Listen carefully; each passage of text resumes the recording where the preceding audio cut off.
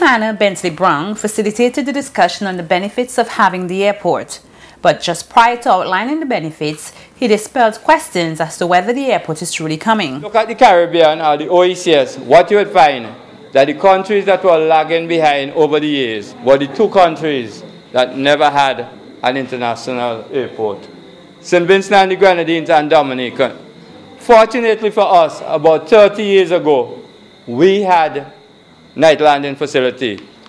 In Dominica, it was just last week, Monday, that they were having for the first time night landing. And they celebrated that as if it was us who were going to get the international airport. The point is, they recognize improved airport facility is such a great stimulus to economic development, to social development, that they had a big block go and they had big activities there just to get night landing.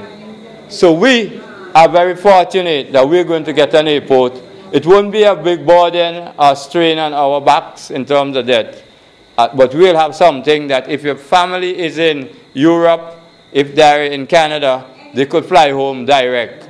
And all the hassle we used to get before of going to Barbados or going to Trinidad, and a lot of that hopefully will come to an end. I say all of that to say that we are at the stage now where we can think and argue if it's coming. What we have to do is to prepare ourselves to see how we could get something, how we could benefit out of the airport. Before getting specific to the area, Browne outlined some of the overall benefits that this country will realize from the airport. We are going to get an airport. It's going to be an international size airport. And very important about the airport is that we will be able to at least get aircrafts, which could take about 400 persons from New York, Toronto, London, and other places to come directly to St. Vincent and the Grenadines. And that's very important because not only would you be able to get more persons to move on one flight, but more importantly, you also have a big opportunity for cargo, for goods, agricultural, fish, etc., to move. And that is a big advantage in today's world. You would have seen the last demo ad. And that is very important because what that ad was trying to tell you is that, look, if we have an international airport, in case of any kind of emergency, it will be very easy for us to get large numbers of people out if they are seriously injured, maybe to other hospitals or other areas. But more importantly, we would also be able to get a lot of big aircrafts in, which could bring in a lot of goods and emergency supply in the event that we have any serious natural disaster or any big calamity. So that is a thing that we sometimes forget. But also very important, if you have to depend on your neighbors for airport services, if you and your neighbors have any problem, let's just say we were to have an argument over flying fish, Barbados and St. Vincent, or some other thing. It means your gateway, your front gate that you have to use to reach the rest of the world would be cut off or unusable. So getting an airport would bring to us, in addition to some of the economic benefits we'll talk about, very importantly, greater security, greater independence, so we could conduct our foreign affairs. We don't have to do things just to please Barbados in order to go through the front door. And in the event of any kind of natural disaster, calamity, we could be able to respond to get people out or bring goods and services, health teams, etc. in. And those are significant benefits. Following this, the attention of the audience was turned towards the specific areas in which residents of Sandy Bay and surrounding areas can benefit from the airport. For you who live in this particular part of the country, you know what it is because some of you may have experienced the 1972 and the 1979 evacuation attempt. So we know the benefit because St. Vincent and the Grenadines, like most of the other Caribbean islands, are highly vulnerable to hurricane and earthquake. But we in St. Vincent and the Grenadines, and you in the north of St. Vincent in particular, the problem related to volcanic eruption, or sometimes just the threat of an eruption. So I say all of that to say that right away, for you who live in this area, having an airport is a big plus. It's going to enhance your opportunity for security and disaster emergency response. Now, In addition to the people who will use the airport, who will come and go, and some of you will be using the airport and your relatives, you have those travel benefits, but there are other benefits. Where you live in this part of the country, traditionally you have been involved in agriculture. The coming of the airport is going to allow you to export goods out of St. Vincent and the Grenadines much easier. And we have large West Indian populations living in London, England, Canada, America, all about. And they, in a lot of cases, always want to get our food, goods, and vegetables with direct flights to London, New York, Toronto.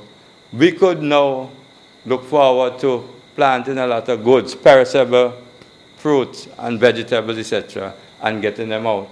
Secondly, we also have a lot of opportunities in expanding agriculture, but not necessarily staying at the primary product. We could go in and we could do some processing.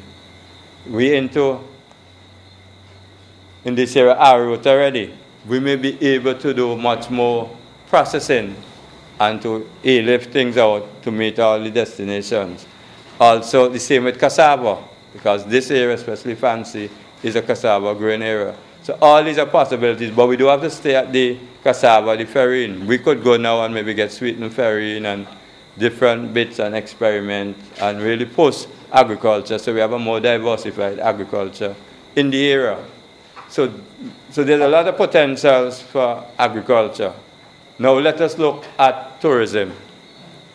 In this area, you have a few tourism sites which have just been developed, but you also have opportunities for developing a lot of tourism sites. Ovia, there's a plan to develop Ovia. There's a plan to develop the Rabaka Park. I know, and I've been speaking to some persons who are interested in developing just in the old park area, down by the sea, an ecotourism site. But you also have Fancy, which has developed now, we could say March 14 now is say the Fancy Day. This year I came up to Fancy and we just had traffic jams, which we've never seen before. And with more tourists coming, you could develop more of these type of activities which could pull and attract a lot of people. I noticed you're also doing a fish evening, so that there are a lot of opportunities for tourism. Traditionally, this area was very good at producing souvenirs, basket making, and you also had a big tradition of culture. I mean, it is still there, but could you imagine if you're having hotels and more tourists coming and so on? You could develop your bands, musical bands, your boom drum, your steel band, etc. And you could dance, your Carib culture, and you could sell that to the tourists, whether you organize sessions up here for the tourists to come up, or you go at the various hotels, etc. to meet them. Following this, the floor was opened for further discussion, and we heard from Area Representative Montgomery Daniel. In 2001, when our administration came to office, one of the things that would have been facing us as policymakers would have been jobs and more jobs for people in St. Vincent and the Grenadines. And so we had to sit down and plan strategically as to how we can take St. Vincent, that is St. Vincent and the Grenadines, forward. And so immediately we realized that the level of literacy in the country would have been a challenge to us. And so we immediately established the education revolution. And that would have been the base as to take us off as to where we want to go. And so, knowing for a fact that with an international airport, which can assist in the overall development that we needed to make sure that we did the groundwork, we set the foundation, and therefore we then start moving on. And we realized that the Argyle International Airport would assist us greatly in a number of jobs for Vincentians. We therefore took the bold decision to build an international airport. Having looked at all of the studies, having looked at all of the reports, the government took that bold decision that we will build an international airport. Of course, there would have been some challenges, but that is life. And so today, the Argyle International Airport is a reality. Mr. Browne made mention of it,